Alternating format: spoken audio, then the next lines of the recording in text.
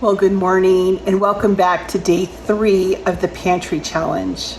For breakfast today, I'm making Shaquille O'Neal's loaded potato waffles. You can thank me later. Today, I'm making some super easy, delicious loaded potato waffles. I have a pound of shredded hash browns, thawed. We're going to add 2 tablespoons of flour, a half a teaspoon of salt and pepper, and a teaspoon of baking powder, a tablespoon of melted butter, 1 egg,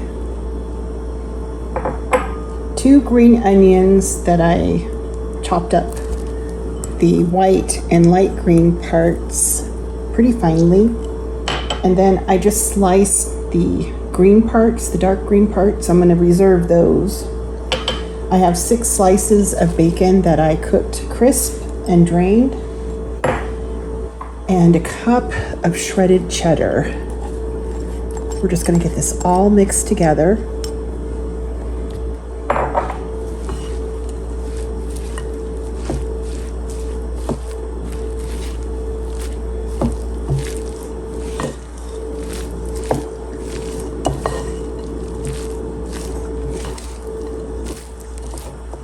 I got my waffle iron heating up. That looks pretty good.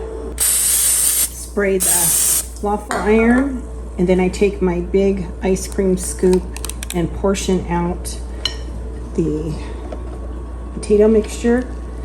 And then you want to cook this until it's nice and crisp. 4 to 5 minutes. After about 5 minutes, the waffle will be nice and crunchy. It'll come out in one piece. I just added a over easy egg with the green parts of the scallion and a little bit of sour cream. That's what we're having for breakfast. For dinner, I'm making chicken lo mein, and I even made some handmade noodles. Yeah. You don't have to. You can use the dried Chinese noodles, or you can just use spaghetti. I've done that many a time. But the thing about the Chinese recipes, I have found that I like to get all of the vegetables chopped up, make the sauce, get the meat marinating, and then when you go to cook it, it's just like lickety split. It's just a few minutes in the wok and you have a delicious dinner. Now, I picked this recipe for this challenge because you could clean out the vegetable bin of your fridge and make a beautiful lo mein. Or as freeze dryers get more prevalent in the home, I wanted to give you guys some ideas of some of the things you can freeze dry so that you can make this recipe even in the winter. Because most of the homesteaders that I know always have fresh cabbage. They always have maybe a carrot and some onions, fresh. You can always sprout some bean sprouts if you think ahead a few days and use what you have in your freeze-dry stash to put together a wonderful lo mein. So I just want to show you a few ideas from my pantry and enjoy the video. Tonight we're making chicken lo mein. I'm in my basement. Sorry the lighting's not that great for filming. I apologize for that. But I wanted to show you some things that you might consider freeze drying if you have a freeze dryer to make this lo mein recipe work for you during the winter. This is something I really love, and I wanted to share it with you. This is cubes of ginger, garlic, Thai peppers, and cilantro. This rehydrates almost instantaneously, and when you put it in the oil, when you're stir frying, it's just like an infusion of flavor. It's amazing. You could also add some freeze-dried mushrooms. I like to add just a handful of shiitakes. They're kind of strong in flavor, so I usually mix them with button mushrooms and cremini mushrooms. These take a couple of minutes to rehydrate, and then I just kind of squeeze out the extra water, but they do very well too in this dish. Now, If you don't have any storage onions, you could definitely freeze dry some half moon shaped slices of onions. Those rehydrate very well. They caramelize beautifully. If you want to add some color, you could do some baby bok choy. This is some I grew last year, freeze dried. Surprisingly, the white parts do have quite a bit of texture. If you wanted to add more color, you could do some red pepper slices for sure. These are garlic scapes, and I just cut them in 1-inch batons and freeze dried those. Those are a really nice addition. They give a real subtle flavor. Now, when I freeze dry green onions, I just slice them usually, but I also cut them in 1-inch batons, and they're cut on a diagonal. These are a great addition to this lo mein recipe. So there's just a few ideas of how your pantry can be adjusted to make this beautiful lo mein recipe, even in the winter. In preparation for tonight's dinner, I sprouted some mung beans. I put 2 tablespoons of mung beans per quart, and I'll show you what the yield was.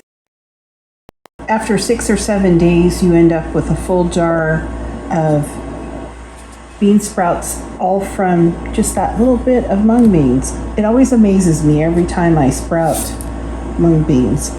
I have about 1/4 of a small cabbage.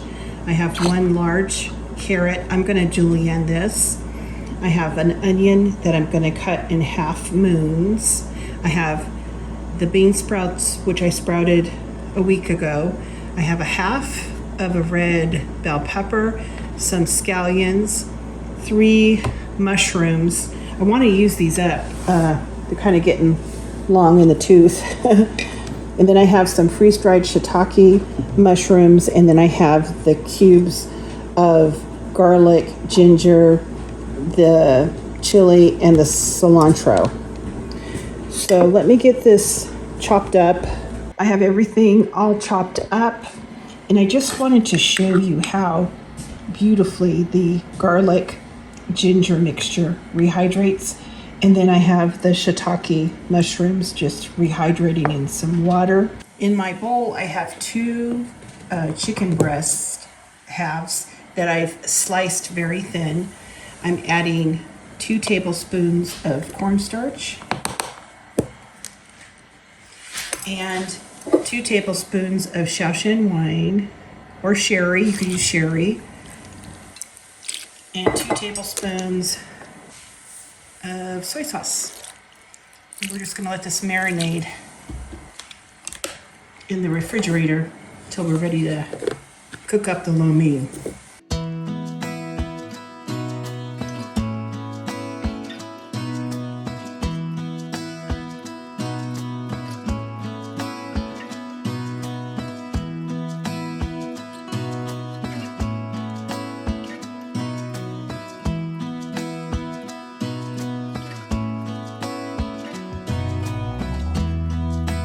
Let's get the sauce put together.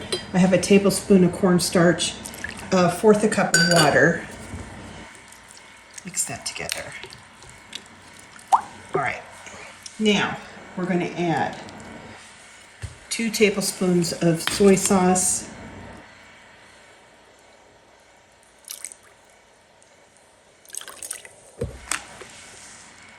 1 tablespoon of dark soy sauce,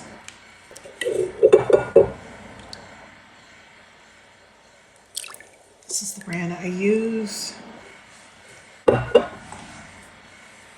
1 tablespoon of oyster sauce,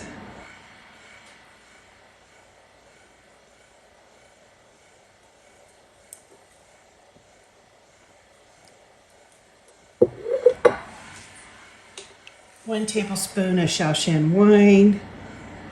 You know, once you get all the basic flavorings, you can make a lot of different Chinese recipes. Okay, I'm just gonna eyeball just like a half of a teaspoon of sesame oil, just a little bit.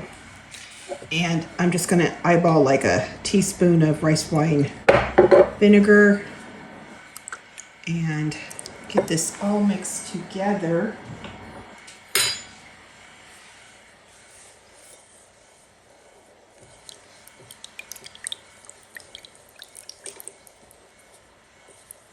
And that's gonna be our sauce. In my mixing bowl, I have 1.5 cups of flour. I'm adding 1/4 teaspoon of salt, 1 egg,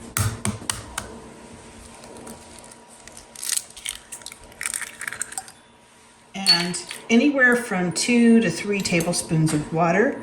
So I'll just go ahead and start with 2 and we'll see how that is. We're gonna start mixing it with the dough hooks. Once the dough forms a ball, I knead it for an additional 10 minutes. You can do this by hand, but I'm just gonna use the mixer today. The dough has kneaded for 10 minutes and it has really good texture to it.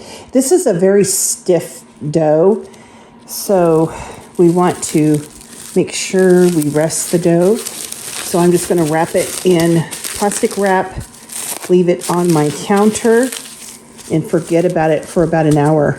The dough has rested for an hour. Now we're just going to take it out of the plastic wrap and I'm going to cut it into fourths to make it easier to work with.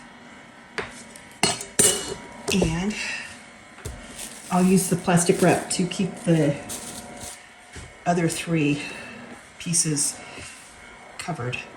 So I'm just going to put a little bit of cornstarch on my counter here. Now you could roll them out with a rolling pin. I've done that a million times, but I have a Italian pasta maker, so I'm going to use that. The pasta maker has numbers on the dial. You want to start with 0.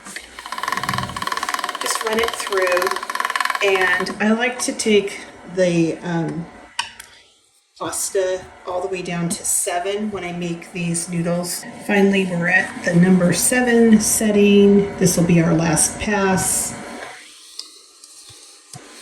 After you rolled out each section, take a little bit of cornstarch and just kind of rub it on the dough so it won't stick together. Set it aside. Now that we have all 4 of the pieces of dough rolled out, I'm just going to cut them by hand. I think for this lo mein, it just is a nice thing to do. A little bit of cornstarch and just kind of toss the noodles. And then if you want to, my mom used to do it like this, where she would take the noodle at one end and she'd kind of slap it on the counter, stretching it a little farther. And so that's what I'm going to do as well. Just kind of stretching the dough ever so slightly, but you don't want to tug on it, where it is going to break. After you've hand stretched all the noodles, I just like to put a little bit of the cornstarch on it, give it a toss so they don't stick together. I have some boiling water. I'm going to drop the pasta at the very last minute. It's only going to take a minute or 2 to cook. I have my wok heating up with some oil, and I'm just going to put half of the chicken in at any one time so as to not overload the wok.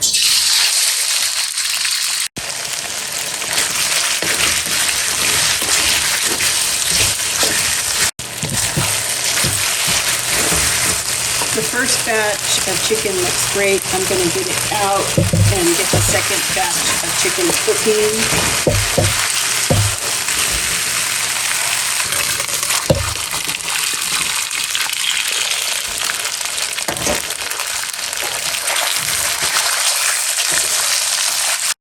We're getting the second batch of chicken out, going in with the onions.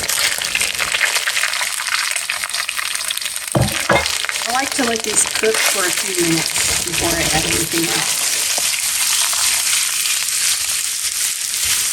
Now I'm adding the ginger, garlic, pepper, cilantro infusion. Oh my gosh, it smells good when you have that hit the pan. In with the cabbage and the white part of the scallions. With this for a minute or so. Now I'm putting the carrots, red pepper, and mushrooms in.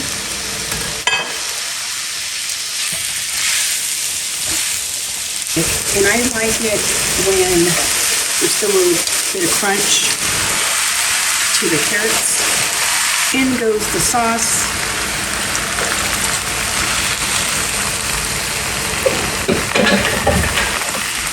I'm dropping the pasta into the boiling water.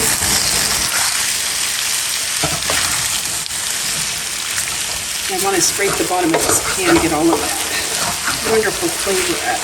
Pasta is done. We're draining it, and then I'm putting the bean sprouts, green part of the scallions in here, giving it a big toss. Noodles going in. I'm just going to get this mixed together with the noodles.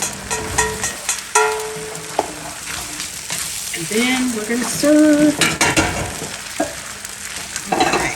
Look at that.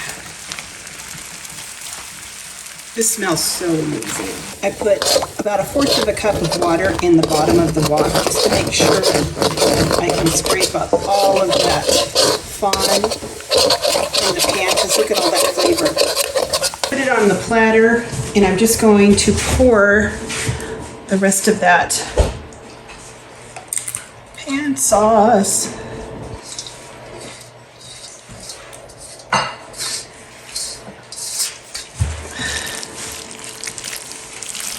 This recipe makes a lot. You can see the size of my hand. This is a huge platter, and it smells amazing. Can't wait to dig in. Here is our dinner, and those noodles have a perfect bite to them. Perfectly seasoned. And the chicken is just, so tender, huh? This is an excellent recipe. Hope you guys give this one a try.